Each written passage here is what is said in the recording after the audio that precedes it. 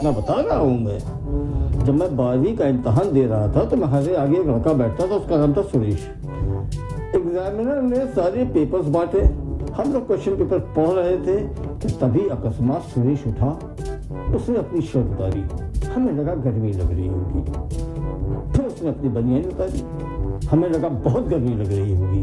फिर उसने अपनी पैंट उतारी, हम समझे कितनी गर्मी लग रही है इसको। पैंट उतारने के बाद आ गया अपनी ब्रीफ में, ब्रीफ समझते हो ना, सभी पहनते होंगे। आ गया अपनी ब्रीफ में और पर्चा हल करने लगा। एग्जामिनर ने देखा, उसने कहा सुरेश ये क्या बदतमीजी है, क्या कर रहे हो? बोला सर वही कर रहा हूँ जो क्वेश्चन पेपर में लिखा है। मास्टर ने पूछा क्वेश्चन पेपर में ऐसा क्या लिखा है? बोले आंसर इन ब्रीफ। जिंदगी की बिल्कुल सच्ची घटना बता रहा हूँ मैं। हाँ, आज सवेरे की। मैं सवेरे जैसे ही घर से बाहर निकला, मैंने देखा सुरेश अपने सुअर को मलमल के नहला रहा है, वो भी खुशबूदार अंग्रेजी साबुन से।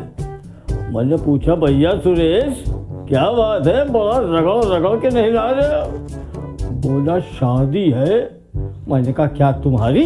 बोला नहीं नहीं सुअर की। मैंने कहा यार तब तो बढ़िया माल खाने को मिलेगा। बोला हाँ और क्या, जो दूल्हा खाए वो तुम खाना। जिंदगी की बिल्कुल सच्ची घटना बता रहा हूं मैं। जब मैं कक्षा 7 में था, एक दिन हमारे हिंदी के गुरुजी सुरेश पर बहुत नाराज हुए। बोले सुअर हो तुम, सुअर का मतलब जानते हो? सुरेश बोला जी गुरुजी, सु माने अच्छा और वर माने पति। उस दिन का दिन है और आज तक गुरुजी जिस कन्या को भी आशीर्वाद देते हैं यही आशीर्वाद देते हैं, जा बेटा तुझे सुअर मिले। जिंदगी की बिल्कुल सच्ची घटना बता रहा हूँ। ये जो है ना अपना सुरेश, ये हम लोगों के लिए काल था। जिस किसी भी दोस्त को दूर से देख लेता था तो फौरन उधार मांगने चला आता था। हम लोग भी भैया जहाँ कहीं सुरेश दिखा तो वहीं से कट लेते थे, क्योंकि जानते थे कभी ना वापस आने वाला उधार देना पड़ेगा। एक दिन हमने देखा कि ये सुरेश बिल्कुल चमाचम नई लेडीज साइकिल पे यहाँ से वहाँ, वहाँ से यहाँ, यहाँ से वहाँ चक्कर मार रहा है। मुझे बड़ा ताज्जुब हुआ। मैंने कहा इसका बाप तो इसको लेडीज साइकिल दिलाने से रहा, इसकी हैसियत नहीं कि खरीद दे, तो साइकिल आई कहाँ से? हमने उसको आवाज दी, आपका सुरेश अबे साइकिल कहाँ से लाए? बोला मेरी है। मैंने कहा हाँ हाँ तेरी है, लेकिन लाए कहाँ से? अबे अब ये सब ना पूछो। हमने क्यों ना पूछे भाई, बता दो यार कहाँ से लाए। बोले तुमसे जब उस दिन 10 रुपया लेके गए थे तो चौरसिया की दुकान से पान मसाला खरीद ही रहे थे कि हमने देखा दूर से एक लड़की साइकिल से चली आ रही है। लड़की ने मुझे देखा, मैंने लड़की को देखा, फिर लड़की ने मुझे देखा, मैंने फिर लड़की को देखा। मुझे देख के लड़की मुस्कुराई, मैं पीछे लग लिया। चलते चलते चलते चलते हम लोग गंगा किनारे पहुंच गए। वहां हम लोगों ने घंटों बैठ के बात करी। फिर वो लड़की मुझसे बोली आज मैं तुमसे बहुत खुश हूँ, मुझसे जो चाहो मांग लो। मैं भी साइकिल मांग लाया। और दूसरी जिंदगी की सच्ची घटना बताता हूँ, वो है ना ये अपना क्या नाम समझ गए ना, कौन? सुरेश। इस सुरेश को लखनऊ से एक दावतनामा मिला किसी नवाब साहब के घर का। अब फ्री पे का खाना तो सुरेश का जरूर जाना। सुरेश पहुंच गए नवाब साहब के घर। अब वहाँ नवाब साहब की नफासत देखकर सुरेश की आंखें खुली रह गई। दस्तरखान बिछा हुआ था, खाना लगा हुआ था। सुरेश गए दस्तरखान पे बैठे, नवाब साहब आए, वो भी बैठे, तमाम और लोग बैठे। खाना शुरू हुआ, तभी चावल का एक दाना नवाब साहब की मूंछों पे कहीं अटक गया।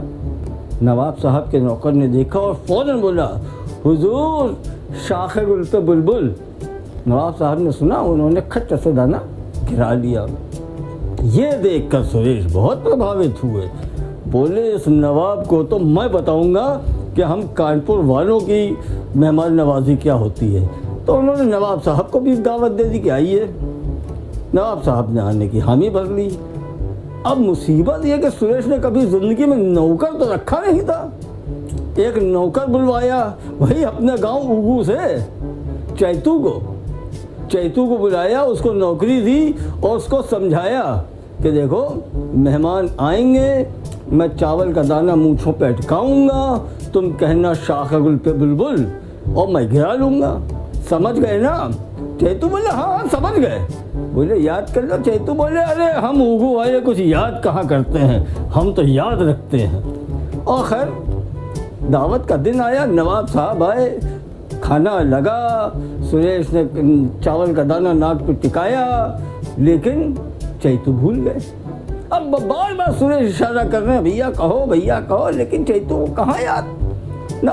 सुरेश को बहुत गुस्सा आया, एकदम से उठा और चैतू का हाथ पकड़ खींचा, सामने कुछ समझ में नहीं आया, वॉशरूम था, वॉशरूम में चैतू को लेकर घुस गया। और वॉशरूम में जाके चैतू से कहा तुमसे कहा था, कह रहे भैया हम भूल गए, एक बार और बता दो। सुरेश ने चैतू को फिर बताया कि कहना शाह के गुल पे बुलबुल। फिर सुरेश बाहर निकल के आए, फिर खाने पे बैठे, फिर उन्होंने चावल का दाना अपनी मूंछ पे अटकाया, फिर सुरेश ने इशारा किया चैतू को कि बोलो। चैतू को फिर याद नहीं आया, लेकिन कुछ ना कुछ तो बोलना था, तो बोला भैया जी तुम्हारे मूछन में पखाने वाली बात।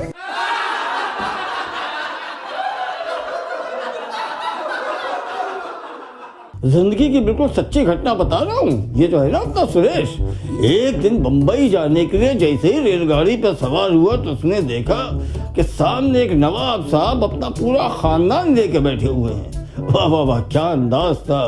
बिल्कुल लक सफेद चादर उन्होंने अपनी बर्थ पे बिछा रखी थी, उस पर सफेद गिराफ वाला तकिया था। नवाब साहब अपने सफ़ेद कुर्ते और पजामे में, सफ़ेद टोपी, उनकी बेगम साहिबा सफ़ेद नकाब में, बच्चे भी कुर्ता पजामा बिल्कुल पहने हुए, सफ़ेद लक सफ़ेद कलफदार बैठे हुए नवाब साहब हुक्का गुलगुला रहे थे।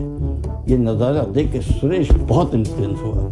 उसने कहा भाई ख़ानदानी लोग हैं, इनसे कुछ इंट्रोडक्शन वगैरह होना चाहिए। तो नवाब साहब के पास गए, बोले नवाब साहब आपका परिचय? तो नवाब साहब बोले खाक तर खाक, आपके कदमों की खाक। नवाबजादे को नौशाद हुसैन कहते हैं। फिर नवाब साहब ने पूछा आपका इसमें शरीफ? अब सुरेश सोचने लगा इतना बड़ा नवाब अपने आप को खाक कह रहा है तो मैं क्या कहूं। तो इन्होंने बहुत सोचा और बोले थूक दर थूक, आपके हलक का थूक, इस सुअर के बच्चे को सुरेश कहते हैं। ये सुरेश की बीवी भी अजीब है यार।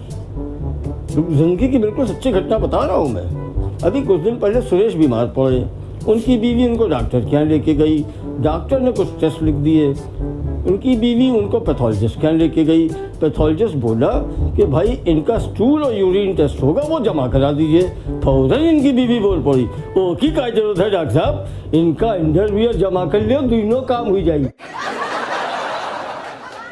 डॉक्टर को यह शक था कि कहीं सुरेश को कोरोना तो नहीं, इसीलिए उसने सुरेश की सारी टेस्टिंग करवाई। जिंदगी की बिल्कुल सच्ची घटना बता रहा हूं मैं। तो सुरेश की सारी टेस्टिंग रिपोर्ट लेकर सुरेश की बीवी डॉक्टर के पास पहुंची। डॉक्टर ने उससे रिपोर्ट ली, बहुत ध्यान से उसका अध्ययन किया और बोला आपके पति की कोरोना रिपोर्ट नेगेटिव है।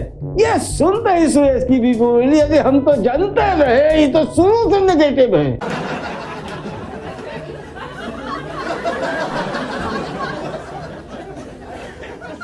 अपना जो ये सुरेश है ना, इसकी कंट्रोल की दुकान है। कंट्रोल की दुकान समझते हैं ना, वही दुकान जहाँ गरीबों को बहुत सस्ते दामों पर गेहूं, शक्कर, मिट्टी का तेल वगैरह मिलता है।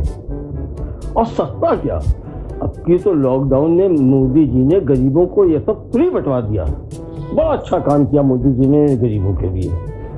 खैर ध्यान रखिएगा, जिंदगी की बिल्कुल सच्ची घटना बता रहा हूँ। एक दिन मैंने सुरेश से कहा यार बीवी तुम्हारी तुम्हारे हाथ से बाहर जा रही है, इसे कंट्रोल में रखो।